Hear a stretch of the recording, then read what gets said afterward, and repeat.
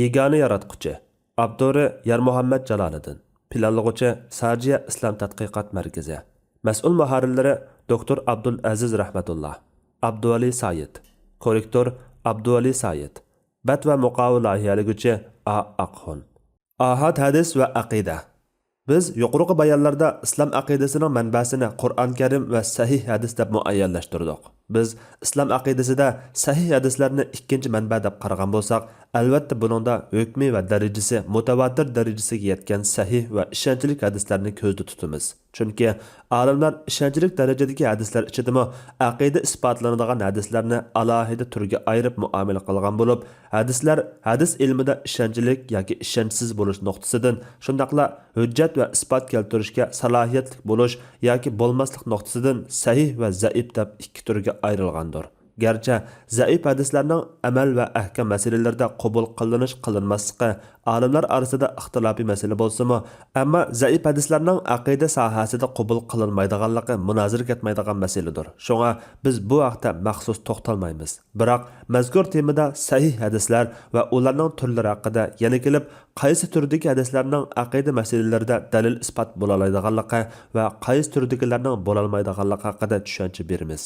Hadislar sanadining ishonchli yoki ishonchsiz bo'lishi nuqtasidan sahih va zaif deb ayrilganidek, sanadi va rivoyatning oz ko'pligi jihatdan turlarga ayriladi. Keyingi tur bo'yicha hadislar ko'pchilik olimlarning qarshida mutawatir va ahad deb ikki turga ayrilgandir.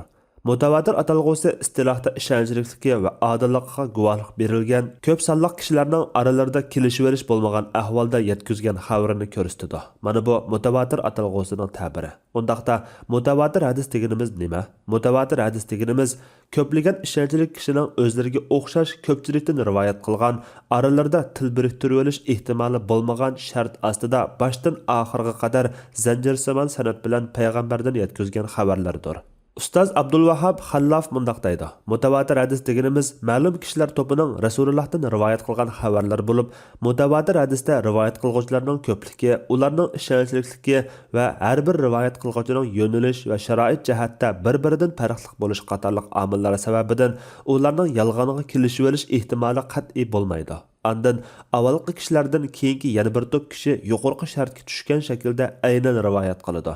Taki Rasulullohdan qabul qilinib bizga sanad orqali yetib kelguchi bo'lgan arliqda boshdan oxiriga qadar har bir qatlam jamoatning hech biri oralarida yolg'oniga kelishib olmaydi.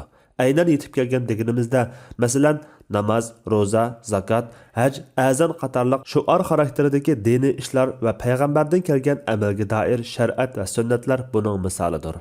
Ahad hadisga kelsak, rivoyat qilguvchisi bir yoki birdan ko'p bo'lishidan qat'iy nazar mutawatirlik shartiga tushmagan barliq xabarlar ahad hadis hukmidir.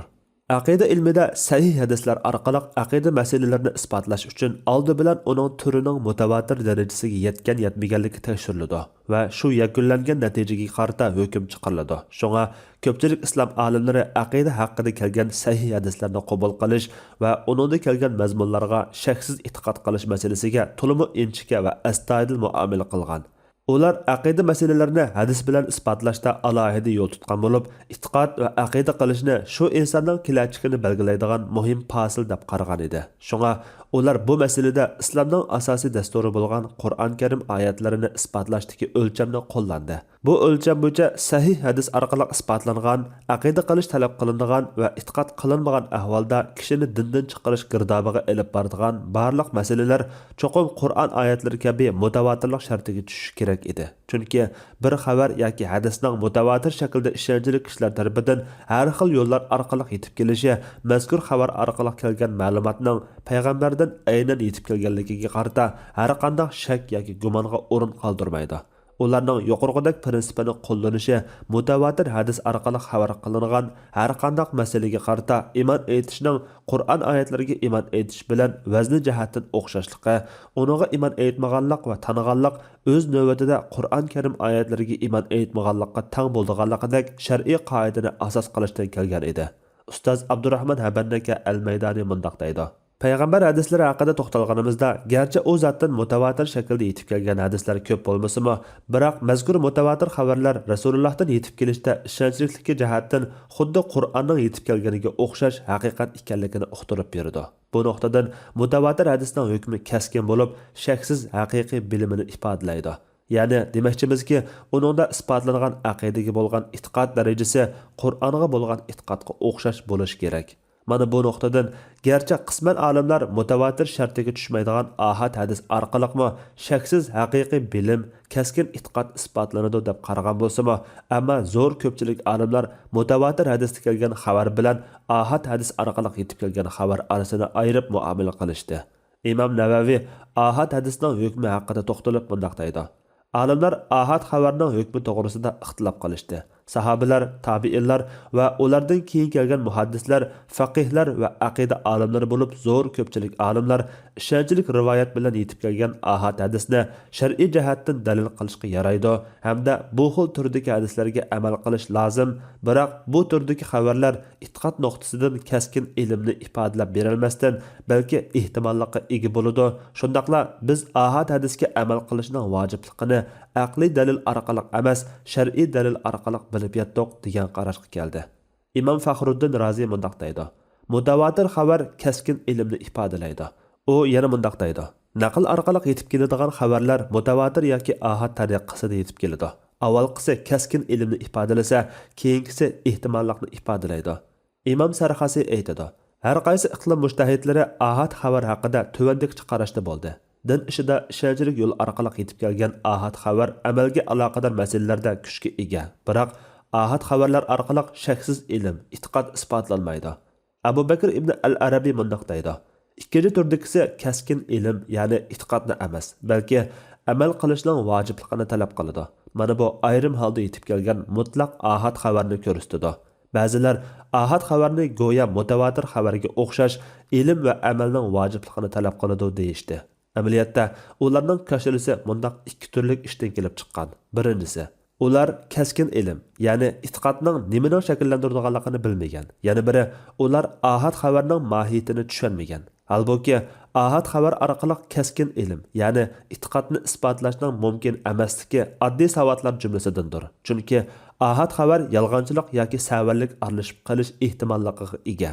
Abu Barakat Nasafiy mundaq deydi: Ahad xabar orqali shaksiz ilm, ya'ni e'tiqod isbotlanadi degan da'voga kelsak, bu batildir. Chunki biz yuqorida mashhur darajadagi xabarning shaksiz ilmni isbotlay olmaydiganligini bayon qilib o'tdik.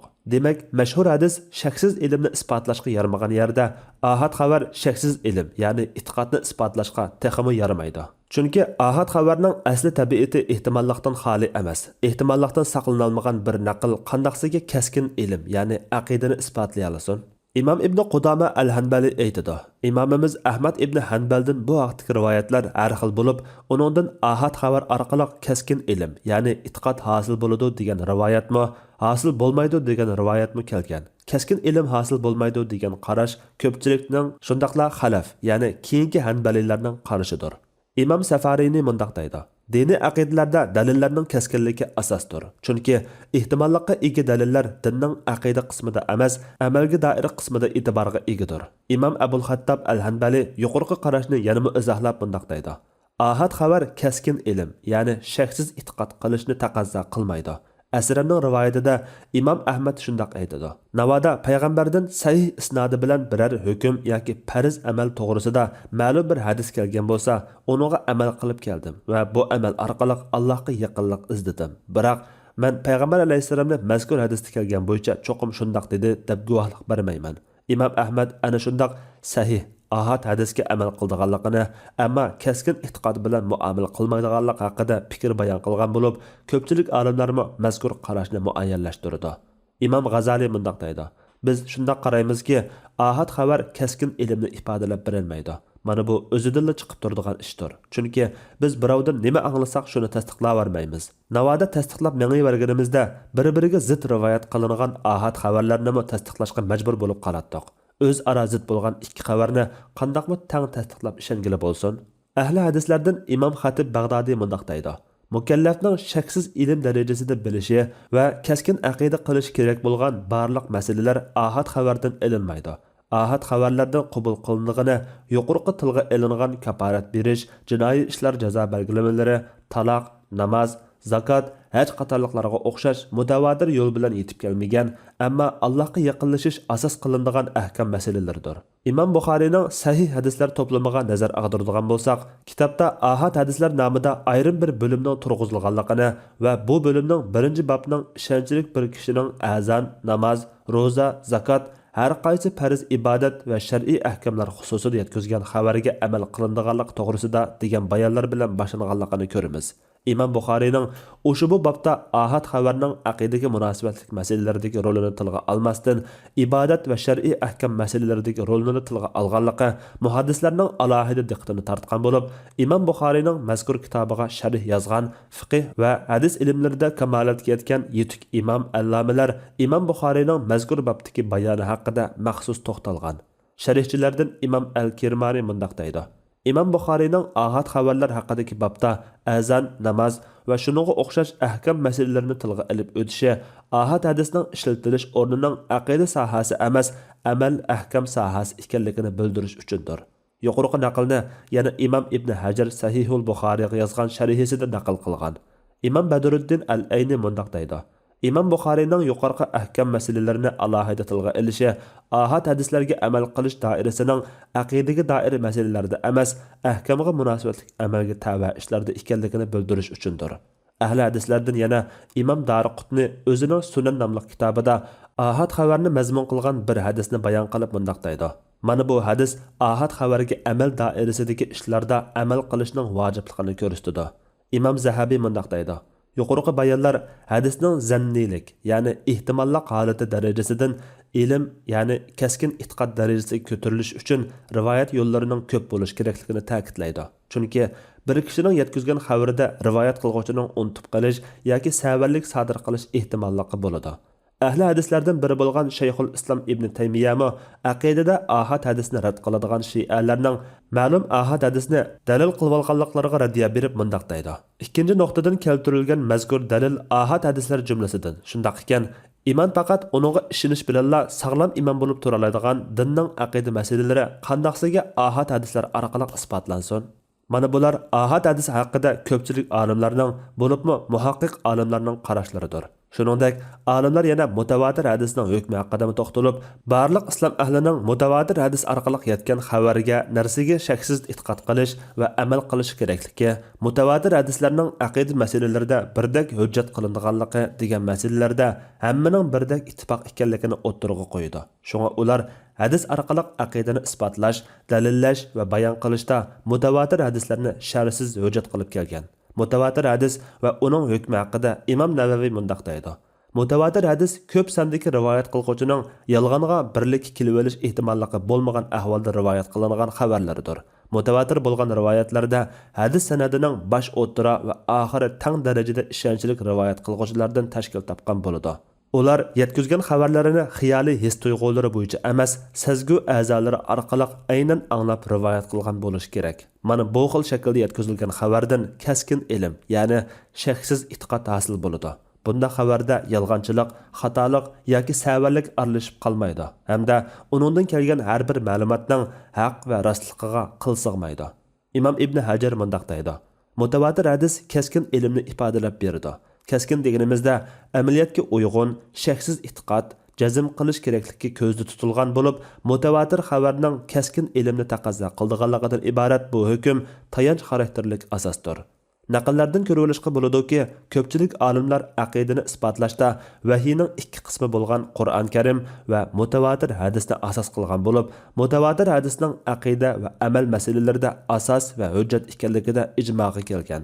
İmam Shavkani bu haqda mundaq deydi: Bilginki, mayli islom ahli bo'lsin yoki aqillar bo'lsin, mutavatir xabarning keskin ilm, ya'ni shaksiz e'tiqodni isbotlaydiganligi xususida hech kim qarshi fikrda bo'lib boqmadi.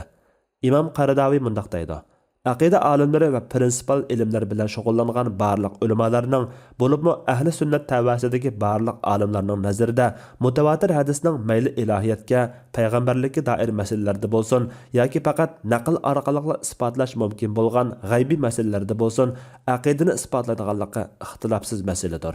Darvaqa, ko'pchilik olimlar aqidani hadis orqali isbotlashda yuqorqidek inchki shart hadisning mutawatir darajasiga yetgan bo'lishini asos qilgan. Shuning uchun islom aqidasining sop va sog'lom aqida bo'lishdak salohiyatga ega ekanligini, shundaqla uning vahiyini manba qilish bilan birga, ushbu vahiyning payg'ambar vasitasi orqali musulmonlarga yetib kelganligini, hadisning cho'qim payg'ambardan yetib kelganligiga qilchilik shak yoki gumon aralashmagan bo'lishiga kafolat qilinganligidan ayirib qarag'ili bo'lmaydi.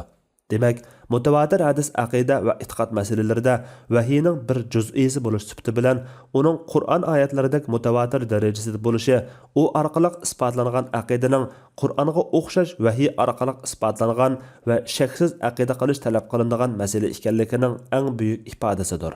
İslam aqidasining vahiyni manba qilishi hamda ushbu vahiyning Qur'on Karim va sahih hadis sahih bo'lgandimi eng ishonchli bo'lishining shart qilinishi va yetib kelish jarayonining Qur'on kabi qil sig'mas bo'lishining o'lcham qilinishimi islom dini bekitgan aqidalarning naqadar sog'lom va to'g'ri aqida ekanligining buyuk faktlardandir.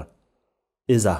Birinchi, mazkur babda shuni qayd qilib qo'ymoqchimizki, olimlarning aqida masalalarida mutawatir hadislarni qabul qilganligidan e'tiqod masalasida shak keltirish va gumon aralashtirishning imonga daxli yetkazganligini asosiy o'ringa qo'yganligini ko'rib olgani bo'ladi.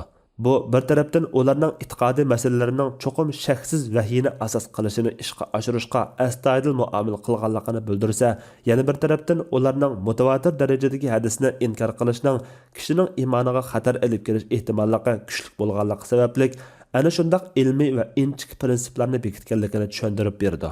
Mutawatirlik shartiga tushmagan, faqat vahiy orqali bilish mumkin bo'ladigan, shundaqla ma'na va qaratmalik jihatdan hech qanday ehtimollik bo'lmay, aksicha ma'nisi, ifodalanishi va qaratmaligimi keskin bo'lgan har qanday sahih hadisning navoda u hadis sog'lom aqlga zid kelmasala, aqida jihatdan biroqla rad qilinmaydiganligi va shu hadis talabi bo'yicha amal qilinadiganligi barliq islom ahli orasida muayyanlashtirilgandir.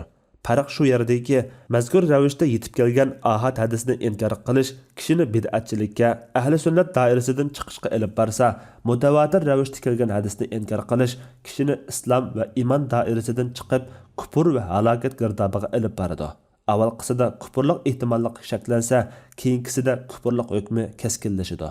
Demakchimizki, ahad hadis aqida masalalarida keskin e'tiqodni bekitishda isbot bo'lolmaydi deganlik, hargizmi ahad hadis orqali isbotlangan aqidalar inkor qilindi, uning mazmuniga amal qilinmaydi yoki mazkur hadis payg'ambar nomidan to'qilgan deganlik emas, balki ahad xabarda hadisning aqidaga munosabatli masalalarni isbotlashdagi keskinlik darajasi ehtimollik darajasiga tushib qolganlikdan inkor qilgan kishini kufrga olib boradigan keskin aqida isbotlanmaydi deganlikdir.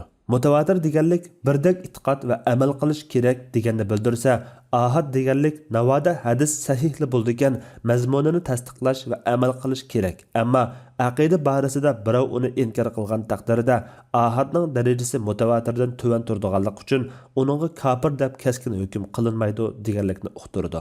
Demak, inchki ayrig'inimizda ularning ahad hadis orqali aqidani isbotlag'ili bo'lmaydi deganligi, mazkur ahad hadis inkor qilingan taqdirda inkor qilguvchini kofirga chiqargudek darajada keskin va shaksiz aqidani isbotlamaydi deganligidir.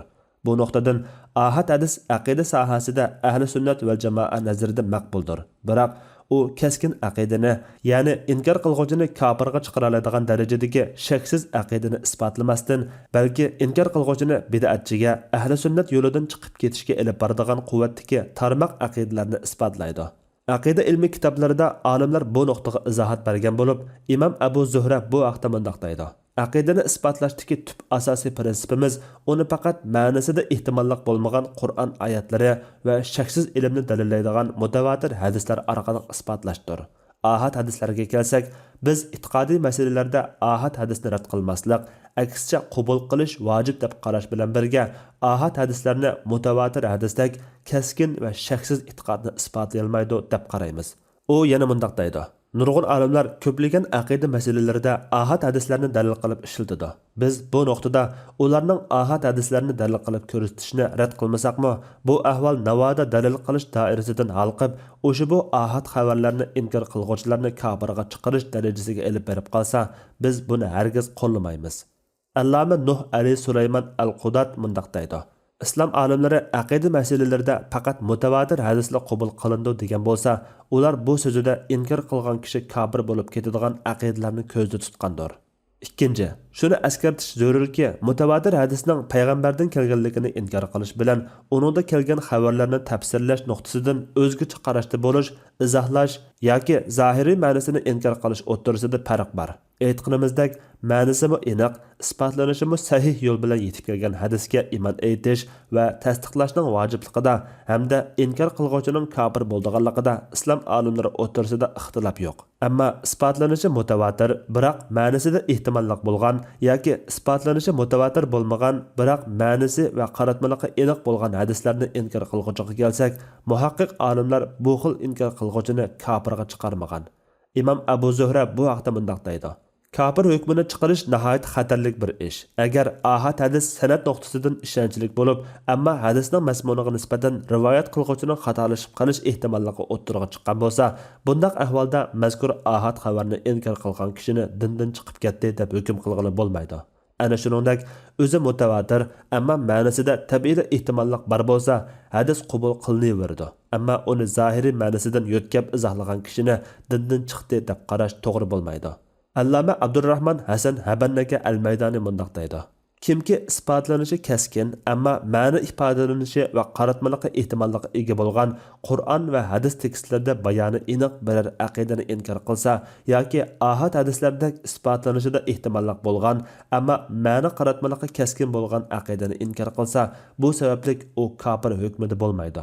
Demak, hech qanday ehtimollikqa yo'l qo'ymagan, ma'nosi keskin va mazmuni aniq mutavatir hadisni inkor qilish kishini kofirga chiqarsa, ma'na va isbotlanishning qaysi birida ilmiy nuqtadan ehtimollik shakllantirgan har qanday turdagi hadisni inkor qilish kishini kofirga chiqarmaydi, balki bid'atchilikka, ahli sunnat doirasidan chiqib ketishga, ozg'unlikqa ilib boradi.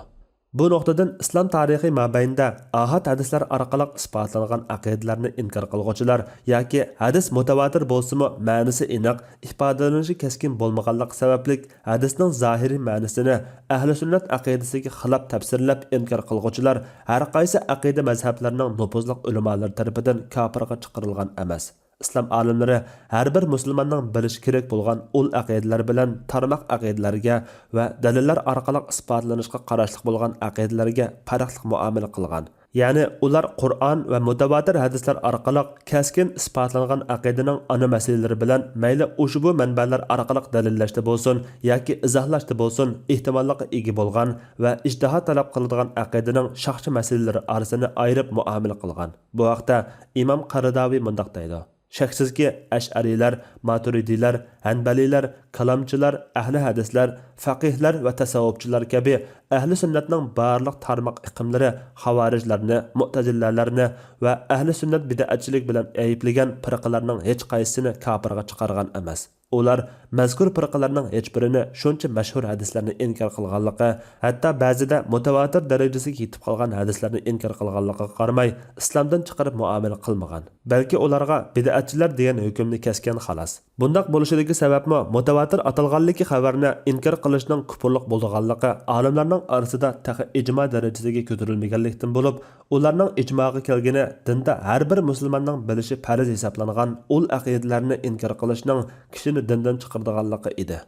Xullas shuki, islom dinida aqidalarni isbotlashda vahiyni manba qilish, vahiyning aynan yetib kelishini sog'lom va ishonchlik naql yo'li orqali amalga oshirish, uni har qanday sirtqi omillarning aralashib qolishidan pok tutish va himoya qilish to'liq kafolatga ega qilingan.